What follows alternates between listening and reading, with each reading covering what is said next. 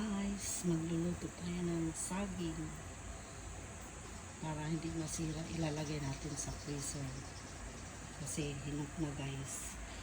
Ito yung mga na-harvest ko sa aking mga tanim. Yan, iluluto ko siya lahat and then ilalagay sa freezer para hindi siya masira. Ang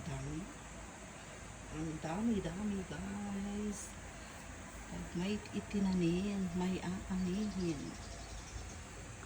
Daming banana cue.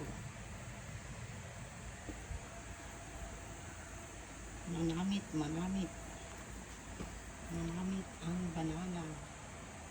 Luluto na natin guys para ilagay natin sa freezer at para tumagal siya. Kasi pag inayaan mo lang ng ganyan, mas hihinog siya lahat. Kaya iluto na natin.